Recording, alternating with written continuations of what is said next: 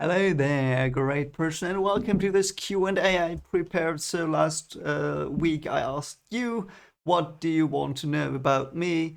And yeah, because we cracked 500 subs, I thought it would be a nice thing to just answer some questions you might have for me. And there were quite some questions that you sent in, and it was not so many that I can't answer them all, so I'm quite happy about that as well. And I will just go through them and yeah. Let's see what we have today. One of the questions, the first questions I'm going to answer is, do you always dress like this? From Mark Gilchrist. No, actually not. No, I just dress for like this for the YouTube videos because it was when I started. I did these multi-skate episodes. That was my thing. I still do some. I might do one today or tomorrow because I found a scary video. So what was I doing in the beginning in this channel? I was watching scary videos and I reacted to them, and I discussed whether I thought they are real or not. And whilst doing so, I thought it would be funny to dress like this and say, "Let's get scared with style." That's why the name of the channel exist, and that's how it came to be. So that was my thing. I always said, "Let's get scared with style." So I'm in style.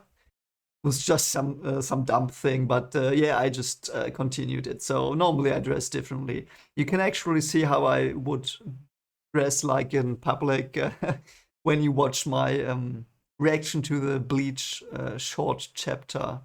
I will just link it here so you can find it. So that's how I normally dress, because that was like I came home, I saw it dropped, just couldn't wait to read it. I just went and shot the reaction. So yeah, I don't dress like this normally. It's just fun stuff for YouTube, and so I can still say in my scared with style reactions, "Let's get scared with style." It's just a funny little thing. Though I like this. So this is my wedding suit actually, and it would have just been in the drawer. I don't. I mean, I don't use it otherwise. So I thought, said, yeah, what the hell? Let's just take this. Let's just dress like this. And I like bow ties. I don't like ties that much, though. I still like. Yeah, I like ties as well. But bow ties are cool. So yeah, I like them better. So thanks, Mark, for the question. So next one is from Reshatri at Nandaru. I'm sorry if I butchered your name, but thanks for posing two interesting questions. The first one is the question: um, can you explain the weird phenomenon of USBs where you spin it 3 times and then it fits? How does that work? Yeah, so it's like a USB is a quantum physical object, so you have to turn it twice around its own axis to get the position you want. So you start with it like this, and then you turn it around, and then you have to turn it around again. If you are unlucky, and if you're lucky, you just have to put it in. But there are 5 possible positions you can turn it into because it's a quantum physical object, and that's why that's why you have problems. It's like spin. You can, if you take an electron that is spin up and you spin it around 360 degrees, it will point downwards. It's like that within a USB because it's a quantum object. I hope that explains the question. Yeah, I hate that, by the way. It happens to me all the time. I always have to turn it 3 times as well. It's so stupid. One of the good things about Apple, you can just plug things in, but I'm not that much of a fan of Apple. But I have an Apple iPhone. It's not because I like Apple. It's just because it was the one available anyway. Yeah, next question. This one is a more serious question, also from Reshatri and Nandaru. I think I got it right this time. What is your favorite story that tries to explain how the universe came to be? Yeah, that's.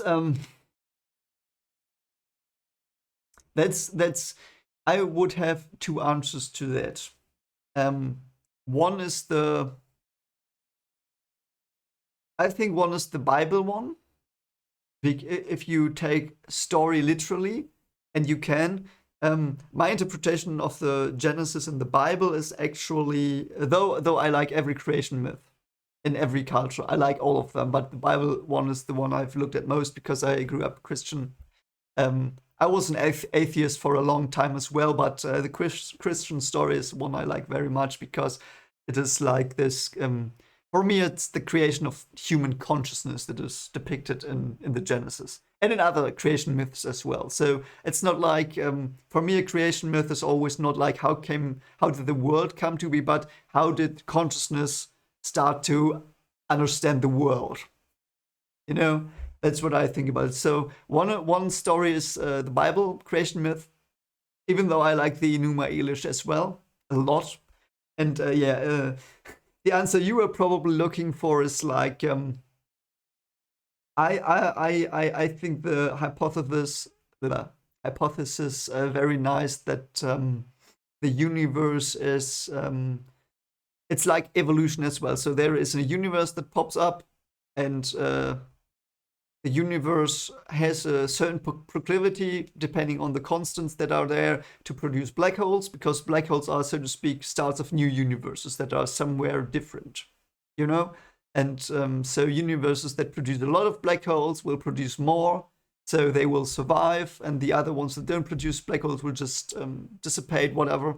Because I think the newest research shows that the universe will expand indefinitely, but I mean, we don't have measurements of more than, I don't know what, 40 years of the universe expansion. Might be just be, it might be oscillating, whatever, I don't know. But currently it looks like it will expand forever. Okay, still fits with the theory because it's not like this bubble universe idea is like you have a bubble that's the universe and there are other bubbles beside it. That might be true, but it's not spatial next to each other. It's another thing. It's hard to conceptualize differently, but so it's not like the bubbles will crash into each other.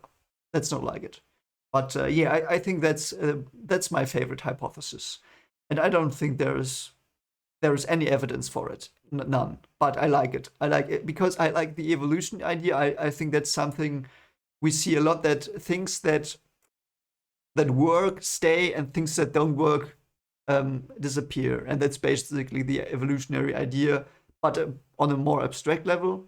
So I like that idea a lot, and I think adding that to the universe is quite fun because our universe produces black holes, and perhaps there are universes where the natural constants are different, so there are more produced, so they produce more universes themselves. It's so also means like we are in a black hole, means something like that, but not in it. But there was a black hole in another universe that formed, and that is why we are. That it was the Big Bang in our universe. I think that's a fun idea. No one can say. Might even be disproven by this time. I'm not sure because I haven't read up on that for a long time. But I think that's something I play with. So we are, when a black hole in another universe formed, that's where we are. And that's perhaps even an explanation for expansion, because the black hole sucked in the star's matter, and the star, so it just became very big suddenly, and then it just ate the stuff around it. It's currently eating its accretion disk, so we are having quite a normal expansion currently. That's my idea, my story of my favorite story. I like that one. I don't have any clue if there is anything to it. I don't know. I have to be completely honest with you. I don't know, but it's a fun idea. I like that one. I hope that answered your question.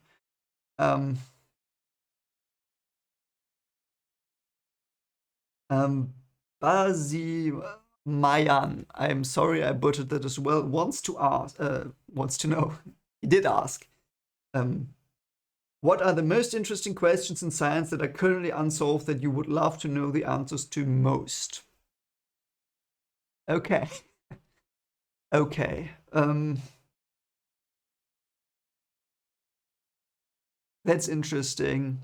I have to think about that a bit. So I like in science, I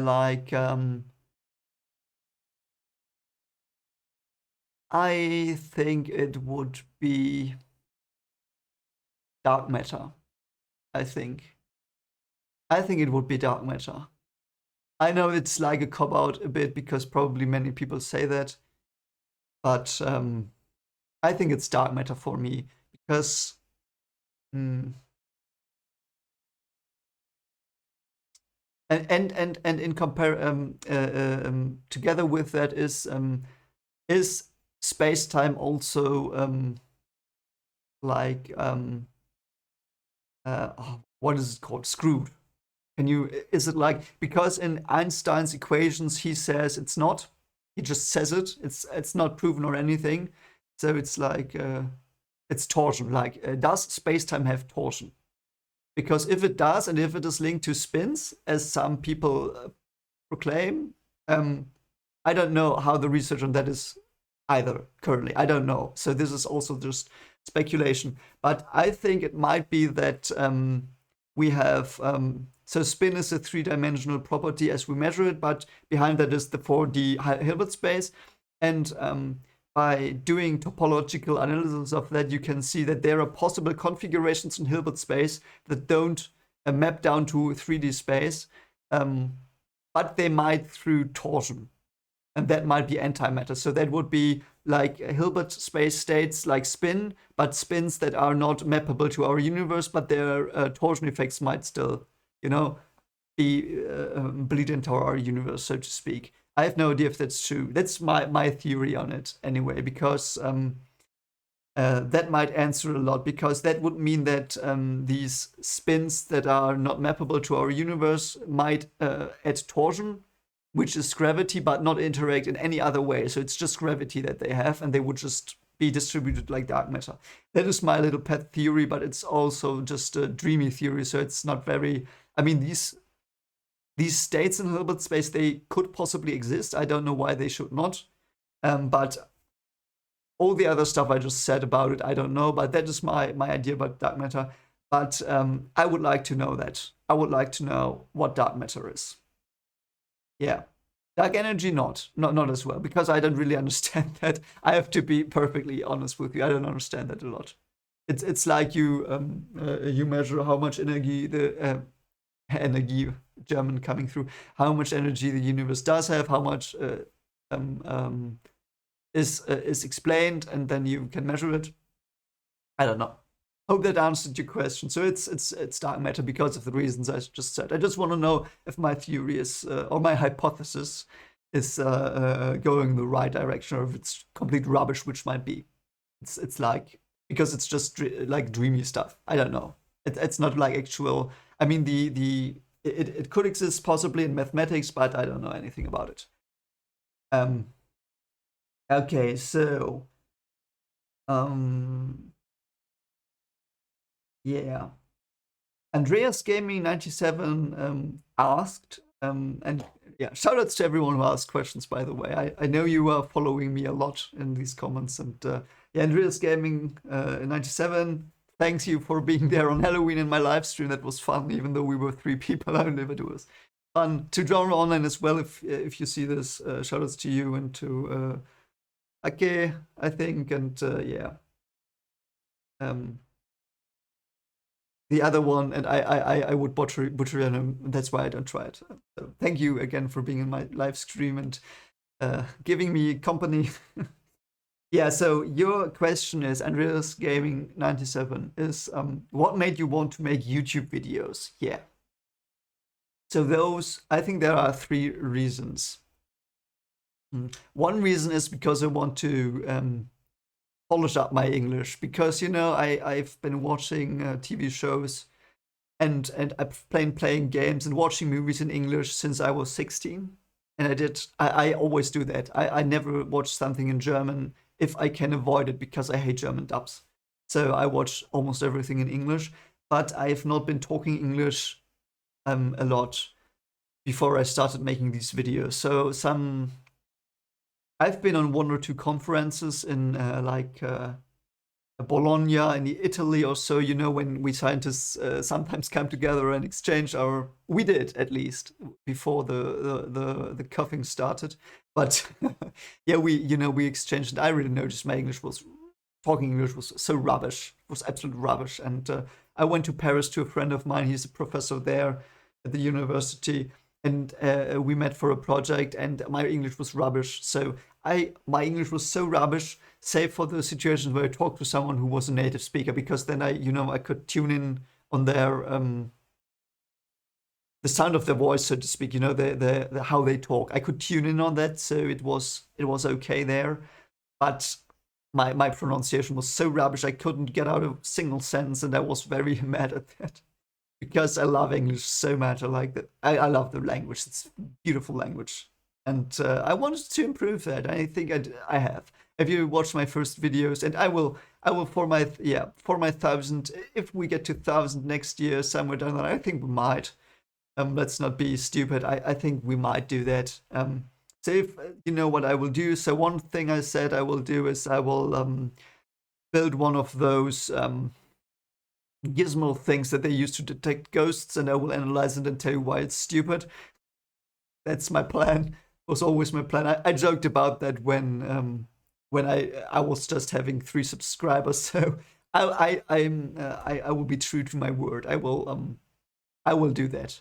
But other than that, I will perhaps also do a reaction to my first video. It was absolute rubbish, but it was fun. And yeah, that's one. That was the first reason why I wanted to do YouTube videos, just to improve my speaking of English. So I think it works pretty well. I'm quite glad with the way I'm talking now. I can articulate myself much better now, because it was just taking in before, and now I can also speak some English. That's also why I love live streams. One of the things why I loved my Halloween live stream, because it was just I could talk English to people that were also talking English. It was so great. So the second reason why I started doing YouTube videos, just because I wanted to meet people that I like. I started horror. I was a lot into horror for a long time, but I never met people who liked horror. And most people who I spoke to, and like friends and family, and they hate horror. They don't watch it. They don't really read it. One of my colleagues does a bit watch it, and he's a horror fan, like a slasher fan. And he's a great guy. Shoutouts to you if you're watching. Probably not, but yeah. So I wanted to meet people that like horror as much as I do. And then I did the Dune trailer reaction. I noticed that there are many sci-fi fans out there as well. I love sci-fi, so I love stories. That's basically one of my greatest likes, so to speak. Stories, horror, fantasy, science fiction, and crime as well a bit. So yeah, sci-fi, and then I reacted to the Dune trailer, and suddenly many people said, "Yeah, cool, man, that was great. I'll read the books." And I read the books, and I got into it. You can find it here.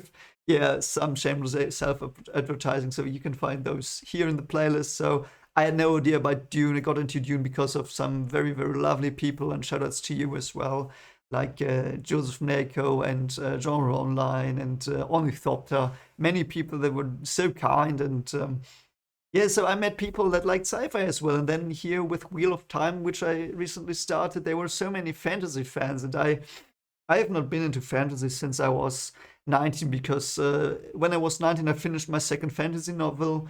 And I was like burned out a bit because I had read so much fantasy, and I've written so much fantasy. And I just was like, okay, I love this genre, but I have to take a break. And I'm really glad that I got back into it with Wheel of Time nowadays, because the world building is excellent, and I know the books are probably even better than the show. I know that. So everyone who says the books are much better, yeah, I know that. I know the books are probably much better than the show, but the show is already very good in my mind. I love the show, so I can't wait to read the books down the line. Yeah, so that was my second reason, just to meet people that are, thinking like me, that like to dive into stories and analyze them and have fun with them. Yeah, which is also one of the reasons why I got into this. And the third reason is it's quite a selfish reason. I wanted people to read my horror stories and listen to them. There was, because I've been posting so I've got this horror universe that I'm writing, and it's like many little stories, like reports that are found, or video recordings, audio recordings that are found, and they have a backstory under them, but you can listen to all of them or read all of them on their own, and they are little stories. But if you read all of them, you might get the bigger picture. That's something I've been constructing for the past 6 years, and with breaks. So it's not, if I had some time, I wrote a bit. And the problem is that I wrote them in German, because I'm a German writer, and I tried to translate them and post them on No Sleep, but when I translate stuff, it just, my English is not good enough. So, if someone reads it, they think, oh, what an idiot. He writes, here is the comma missing, and here the grammar is off, and here the preposition is wrong, and stuff like that. And so no one really, no one really liked those. But I think because of the grammar and stuff, because if people read them, they gave me good feedback. So I wanted people to, perhaps, because I've got them in a playlist here, some lovely guy called with 22, he's reading them. So I sent them to him, and he's reading them, and he's polishing them up grammatically a bit, I think. And that's what I needed. So they are out, and people seem to like them a bit. So yeah, and I've got them in a playlist here. So I thought, yeah, if people subscribe to me, perhaps they will read my stories. So or listen to them, or give me feedback. Even if people don't like them, I understand that horror is so subjective, but they might give feedback like, yeah, here we could have done this. That was the third reason. It was quite a selfish reason, but I will be honest, that was one of the reasons. But I haven't written stuff like I think 4 or 5 months now, because I wrote a story for Halloween. You can find that in the playlist as well. It's called Terror in the Night, if you want to check it out. But yeah, I wrote that specifically for Halloween, but I've not written since then. There are some I still have in my on my PC, some stories, but they will come out next year, down the line, whatever. So yeah. So I hope that answers the question. Those were the 3 big reasons to start making YouTube videos: 2 selfless ones, 1 selfish one, and I hope that's answer enough for you. And yeah, thanks for the question. Thanks for the question, Andreas. So, next question. It's from Fishguards. What is your favorite interpretation of quantum mechanics? Quantum mechanics, yeah. My favorite interpretation is the quantum mechanics. Yeah, and that's. I will just tell it now. I've told it in the live stream, Halloween live stream as well, but I will repeat it. So there's this old story by Plato. It's the Plato's Cave. I don't know. Someone told me what it's called. I forgot. I'm sorry. But it's Plato's Cave. It's like a thought experiment, something like that. And you say that there's this cave, and there are people in this cave that can't move, and they just look at the wall on the cave, and behind them is the entrance. So like they look at the wall, and behind them is the entrance, and light comes through the entrance. So all they can see is on the wall the shadows. It's all they can see and will ever see in their lives. And outside of the cave, there are people, and they are passing through, carrying stuff. And all the people see in the cave is the things, the shadows of the people.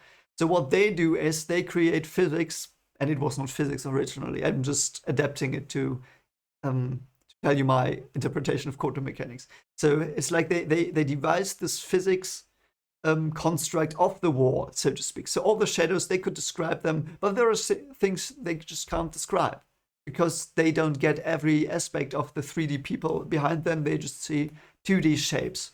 And in quantum physics, it's the same, but one higher. So we are living in 3D, so to speak, and I imagine the quantum world like, and it's a description you can just do. Don't know if it's the right thing to describe the world, but there are many things pointing towards it. So we are looking at a wall, but it's 3D. The world is 3D, it's our world, and the quantum physical world is 4D world behind it. That's why we have so many problems. Like we can't measure certain things at once. We can't determine what things will happen because there's a chance. And that all comes from the 4D things, like casting the shadow into our 3D world. So this is like a shadow world of 4D, if you want to see it like that. And you can solve a lot of things through that. And you can, yeah, and the great thing about quantum physics is that it describes the 4D world. So our mathematics describe the 4D world, but our measurements describe the 3D world. And this problem, this clash, so to speak, gives all the problems in interpretation and stuff like that. So that's my interpretation of quantum physics. There is a 4D world, it's casting shadows, that are the 3D world we live in. That's my interpretation. It's like a version of Copenhagen. It's like a very literal version of Copenhagen, I think. So yeah, thanks Fishguards for the question. I hope that answered it. So, last question I have gotten is which books, and it's from Bazi Mien again, so thanks for that. Which books in any genre, fiction or non-fiction, are most impactful for you and your life, and why? That is also a question I deliberately did not think about that because I want to give you like the honest reaction to this. So two books are one for me. Um, Two books I really, really, really, really like are Road to Wigan Pier and the Gulag, the Archipel Gulag. Those two, you have to read those two, I think, together because otherwise that doesn't make sense.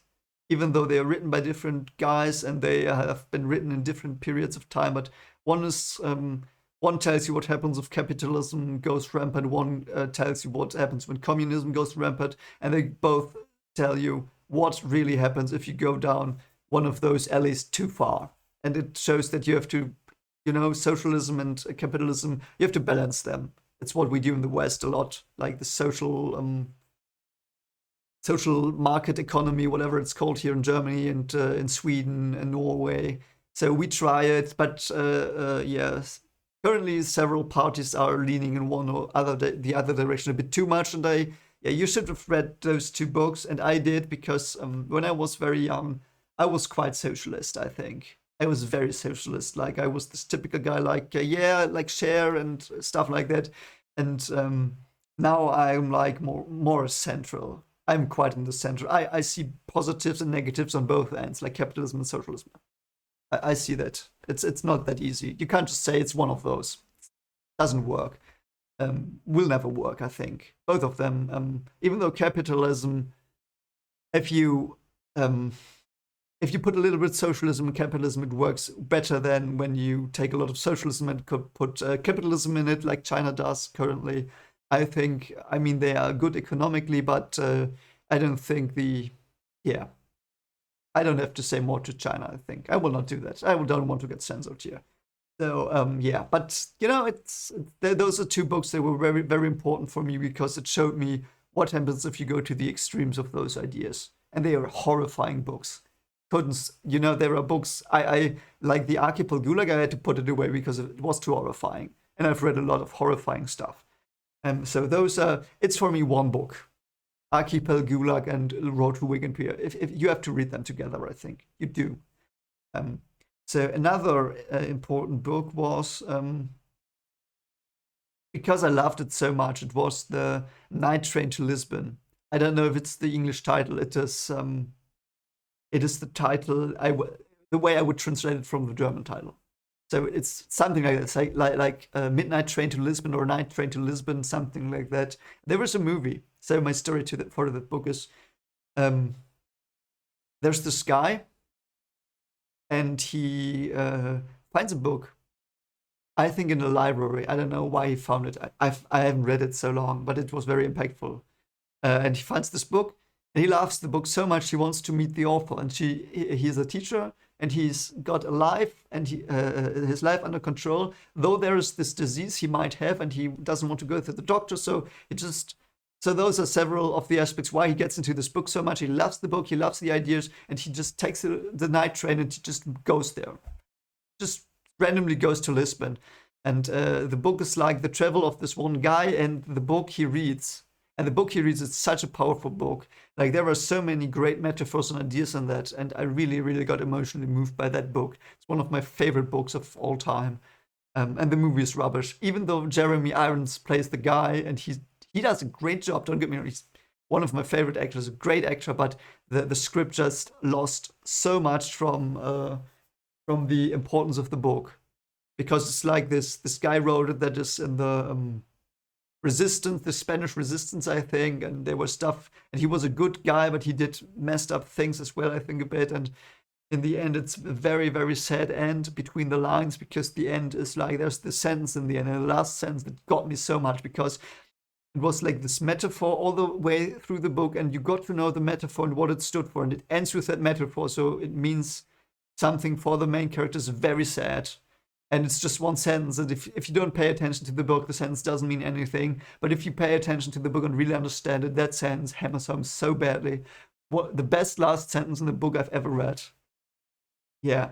And what other books? Let's go to fiction, because those two books. Okay, it's so it was like the first two books, or the book I said was like non-fiction. This one was fiction, but very close to reality. So let's get into more science fiction, fantasy stuff. Mm. My favorite science fiction book of all time is Forever War. Not Forever Peace, that's rubbish. It's but Forever War. It's like the story is about this guy, and there is this war in the solar system. So the humanity is attacked by aliens, but you don't really see that. So that's what you are told. So and then they have I think on the moon of Venus, no, on the moon of Uranus or Neptune, I don't remember which one it was. They have this training camp where only the smartest, best, fittest people are, and they have these exosuits and they train for this war against these aliens. And the protagonist is among them. And then they travel towards where they think the aliens come from with ships. But the clue of the story, which makes it absolutely great, is they travel at sublight speed. So they really get the relativistic effects. So for them, it's just, I think, several weeks of battle. But when they come home, it's 60 years have passed. You know, that's the idea. So they come back from this first war, and he comes back, and everything's changed. His mother is very old, and some things have changed in society that he's very estranged by. And then he starts to be a trainer for other soldiers, and then something happens and he goes into war again, and he comes back, and it's now, well, I don't know, 200 years in the future. Everyone he knew is gone, and the world has changed, and it's so different, and it's very great. And then he's very solemn, and he can't cope with it, and he just says, okay, I will go into war again because I can't take this time. And he goes into war again, and it's the last battle, I think, of the war. And then he goes home, and everything is absolutely different. Absolutely different. And what I like about that book so much is because it shows you what happens if you go through different cultures from your own perspective. How do you see that? Why is it strange? What is strange to you? And also, how are the people reacting to you as an old fossil of a bygone era? And what does it mean to lose everyone? What does it do to you? And what does war do to you? It's like, I think the author said, it's like a metaphor for when he was at war and he came back, because everything seemed changed, even though it was not, you know. Such a powerful book. I absolutely love it.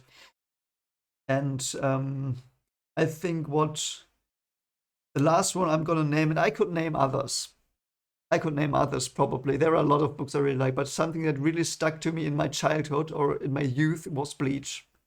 And you might say, why? That's so stupid. You just said, oh, those great books right now. But for me, Bleach is also one of the best drawn stories, because for me, Bleach is the drawings, because the guy that draws it, Tite Kubo, his drawings are so good because there's so many layers beneath the drawings. And when I read it, you know, I got into it. It was just silly shonen manga, you know, it's little manga. But then the themes he buries in little details taught me that you really have to pay attention to things, because many times the artists do a lot more than you think and see at the first glance. And what Tai Kubo did with Bleach, I'm so smitten by that. It's so great.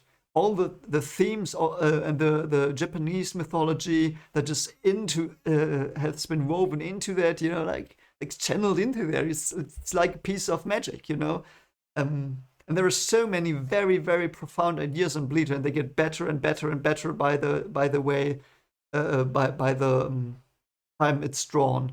And the last arc of Bleach will be animated. I think next year I will do everything so I will react to everything Bleach that comes out, because it's such a great thing.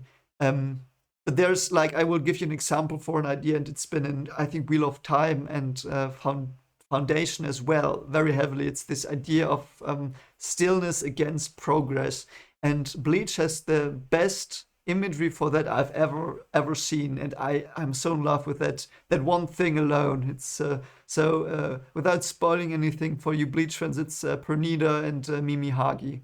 It's absolutely beautiful. I was taken aback by so many things in Bleach because there are, if you really pay attention to the drawings and the words they use in battle, also in the philosophies, and it's wow, love it. Absolutely love Bleach, and it was the thing that carried me through some hard times and through my final years in school. So I started reading when I was 16. I think I started reading Bleach. It was always a companion for me before I had Doctor Who, because Doctor Who is also like a companion for me.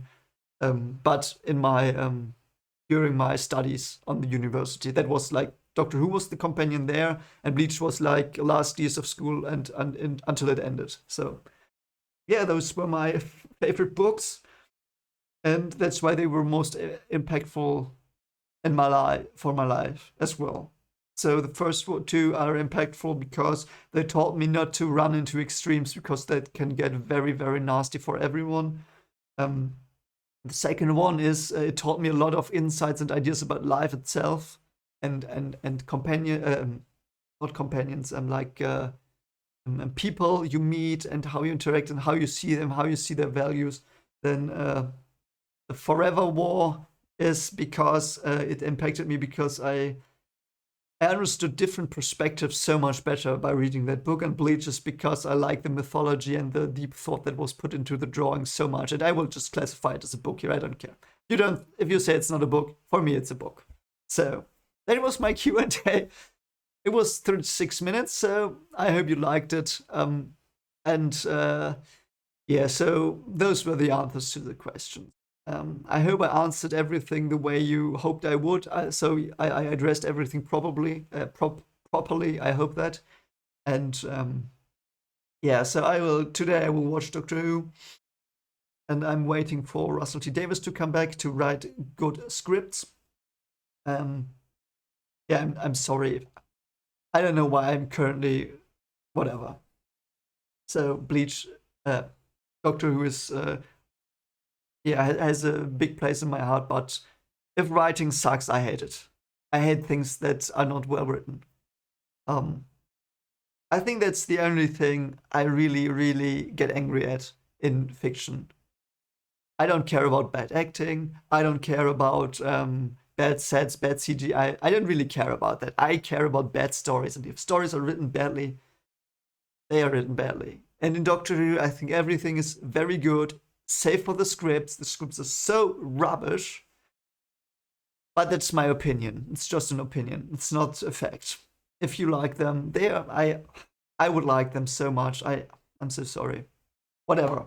I hope that you have a very great day, great Christmas time, and yeah, enjoy it. And hope we see each other in another video. And yeah, take care of yourself, please, in these times of diseases. So hope you have a good one. See you soon.